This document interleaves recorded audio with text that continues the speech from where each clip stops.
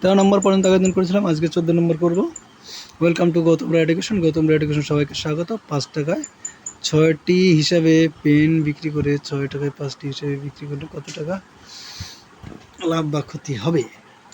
5 টাকায় 6টি, 5টির দাম 5 টাকায় 6টি যদি বিক্রি করে, খুব ভালো কথা। তাহলে একটির দাম কত হবে? 5/6 টাকা। 6 টাকায় 5টি আবার বিক্রি করে, তাহলে একটার দাম কত হবে? 6/5 টাকা। কোনটা বড়? পরেরটা বড় হয়ে গেছে, তাই তো?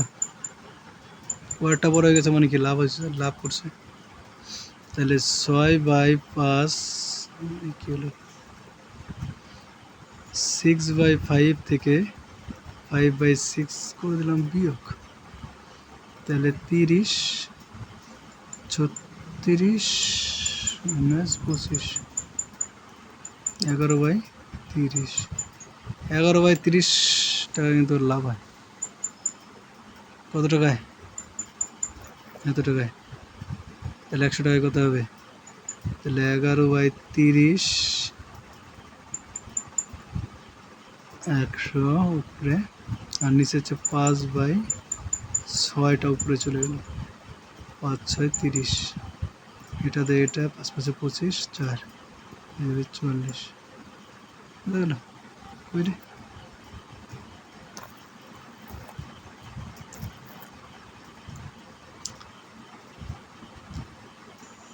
আঠারোটি দ্রব্যের ক্রয় মূল্য 12টি দ্রব্যের বিক্রয় মূল্যের সমান হলে লাভের হার কত?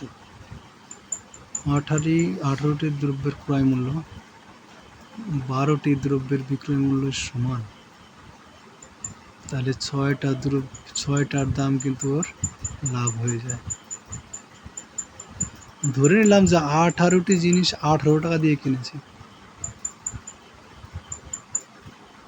ঠিক আছে? প্রত্যেকটা 1 টাকা করে। আর ওই বিক্রি করার বেলা কি করছে? 12টা হচ্ছে 18 টাকায় বিক্রি করছে। বোঝা গেল 1.5 গুণ লাভ করছে। 1.5 গুণ লাভ করছে কিনা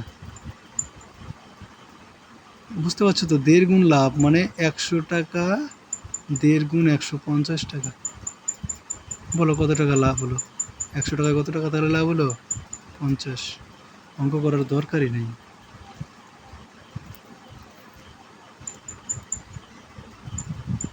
পাঁচটি দ্রব্যের বিক্রয় মূল্য 3টি দ্রব্যের ক্রয় মূল্যের সমান হলে লাভ ও ক্ষতি কত? 3টি দ্রব্যের ক্রয় মূল্যের সমান, হ্যাঁ? 5টি দ্রব্যের, এবার আবার ধরে নিলাম যে 5টি দ্রব্য কিনছে, বিক্রি করছে, 5 টাকায় বিক্রি করছে। 3টি দ্রব্যের ক্রয় মূল্যের সমান, হ্যাঁ। তাহলে প্রত্যেকটা জিনিস কেনার সময় কী করছিল? এক একটার দাম 1 টাকা করেছিল। তাহলে 5টার দাম ছিল 5 টাকা, ওটা নিয়ে আমাদের কোনো সমস্যা নেই। এক একটার দাম 1 টাকা। এবার বিক্রি করার সময় কী হলো? 3টির দাম 5 টাকা। তাহলে একটির দাম কত হবে? 5/3 টাকা। এটা যদি করি তাহলে হচ্ছে 1/2 এবার এখানে একটা জিনিস দেখতে পাচ্ছ, 1 টাকায় কিনছিল, 1/2 টাকায় বিক্রি করলাম, মানে 2/3 টাকা, না না উল্টো হয়ে গেল। 1 টাকায় বিক্রি করছিল কিন্তু কিনছিল কত? 1/2 টাকা দিয়ে। তাহলে 5/3 বা 1/2, এইটা থেকে এই টাকাটার জন্য আমার ক্ষতি হচ্ছে কত? 2/3 টাকা, ঠিক আছে? করি 5/3 টাকার জন্য আমার ক্ষতি হচ্ছে 2/3 টাকা। তাহলে 100 টাকার জন্য ক্ষতি হবে কত? উপরে 100 আর নিচে 5/3, 5 20 100, 20 দুগুণে 40। 100 নম্বর।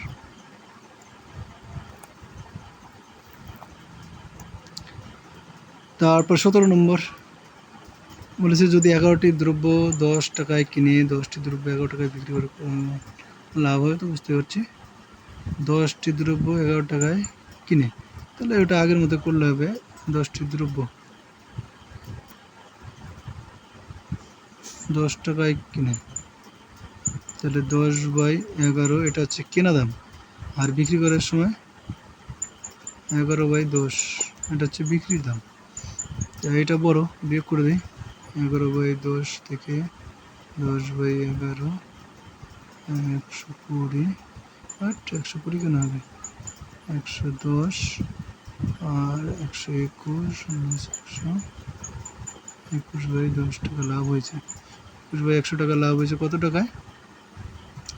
কত টাকা? তাহলে 1 টাকায় কত হবে? 100 টাকা করলে 100 টাকা উপরে, আর নিচে চলে যাবে 10, উপরে কমে যাবে 11। কাটাকাটি করে দাও।